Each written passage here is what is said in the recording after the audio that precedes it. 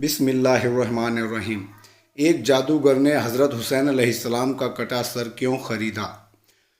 جب دشمنوں نے حضرت حسین علیہ السلام کو کربلا کے میدان میں شہید کر دیا تو ابن زیاد نے حکم دیا کہ حسین کا سر کاٹ کر میرے سامنے لایا جائے۔ اس پر شمر نے جا کر حضرت حسین علیہ السلام کا سر کاٹا اور پھر اپنے سردار ابن زیاد لعنتی کے سامنے لا کر رکھ دیا۔ ابن زیاد لعنتی حضرت حسین علیہ السلام کا کٹا سر دیکھ کر بہت خوش ہوا اور اپنی چھڑی حضرت حسین علیہ السلام کے سر پر مارنے لگا۔ اس نے حکم دیا کہ اب یہ سر یزید کے محل شام لعنتی کے یہاں بھیجا جائے تاکہ حضرت حسین علیہ السلام کے کٹے سر کو دیکھ کر لوگ عبرت حاصل کر سکیں کہ جو بھی ہمارے بادشاہ کے خلاف جائے گا اس کا یہی انجام ہوگا۔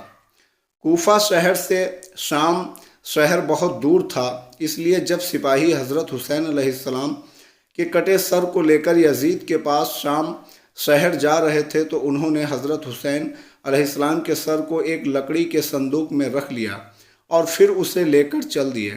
راستے میں جہاں کہیں بھی یہ سپاہیوں کا لشکر پڑاؤ ڈالتا اور کھانے پینے کے لیے کچھ دیر ٹھہرتا تو یہ سپاہی حضرت حسین علیہ السلام کا سر اس لکڑی کے صندوق سے نکال کر تلوار کی نوک پر لگا کر رکھ دیتے تاکہ اس میں ہوا لگتی رہے اور وہ خراب نہ ہو۔ اسی طرح سفر کرتے کرتے وہ لوگ ایک رات عیسائیوں کی ایک عبادت گاہ کے پاس پہنچے۔ اس عبادت گاہ میں عیسائیوں کا ایک بہت بڑا جادوگر رہتا تھا۔ یہ سارے سپاہی حضرت حسین علیہ السلام کا سر لے کر اس جادوگر کے پاس پہنچے اور کہنے لگے کہ ہم مسافر ہیں، اس لیے آپ کی عبادت گاہ میں رات گزارنا چاہتے ہیں، آپ ہمیں اجازت دے دیں۔ اس کے بعد جادوگر نے اجازت دے دی۔ ان سپاہیوں نے وہ لکڑی کا صندوق ایک کمرے میں رکھ دیا اور لیٹ کر سو گئے۔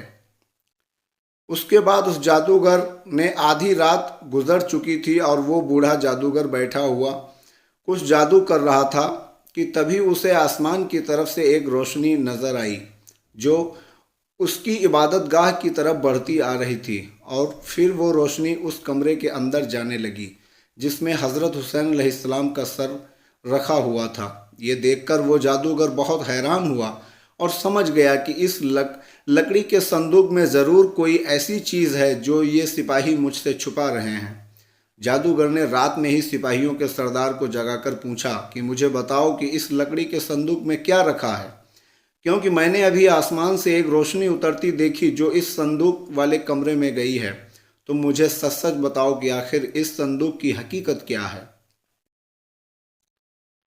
سپاہیوں نے اس بوڑھے جادوگر کو سب کچھ بتا دیا کہ اس صندوق میں محمد صلی اللہ علیہ وسلم کے نواسے حضرت حسین علیہ السلام کا سر ہے۔ ہم نے اپنے سردار ابن زیاد لعنتی کے حکم پر حسین علیہ السلام کا سر کاٹا اور اسے اس صندوق میں رکھ کر یزید بادشاہ لعنتی کے پاس لے جا رہے ہیں۔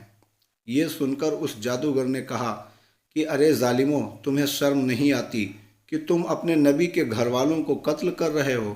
اگر آج ہمارے نبی حضرت عیسیٰ مسیح کے گھر والوں میں سے کوئی بچہ بھی زندہ ہوتا تو ہم اسے اپنے سر آنکھوں پر رکھتے، اور ایک تم ہو کہ اپنے ہی نبی کے گھر والوں کو قتل کرتے جا رہے ہو، تم کیسے مسلمان ہو؟ پھر اس جادوگر نے سپاہیوں کے سردار سے کہا کہ میرے پاس 10,000 سونے کی اشرفیاں رکھی ہیں، تم وہ اشرفیاں مجھ سے لے لو اور آج رات کے لیے مجھے حضرت حسین کا سر دے دو۔ سردار نے کہا یہ تو بہت اچھی بات ہے، تم مجھے اشرفیاں دے دو اور آج رات تم حسین کا سر اپنے پاس رکھ لو۔ جادوگر نے 10,000 اشرفیاں نکال کر سردار کو پکڑا دی اور پھر حضرت حسین کا سر لے کر اپنے کمرے میں آ گیا۔ اس جادوگر نے حضرت حسین علیہ السلام کے سر کو غسل دیا اور پھر اسے ہاتھ میں لے کر پوری رات روتا رہا۔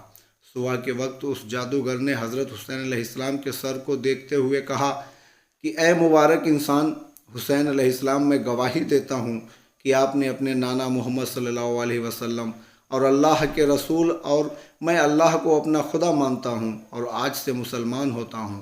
قیامت میں آپ اس بات کی گواہی دے دینا اے حسین، میں صرف اپنی ذات کا مالک ہوں، اتنے بہت سے سپاہیوں کا میں اکیلے مقابلہ نہیں کر سکتا۔ اور پھر صبح اس جادوگر نے حضرت حسین علیہ السلام کا سر سپاہیوں کو واپس کر دیا اور سپاہی وہ سر لے کر یزید کے محل شام کی طرف چل دیے۔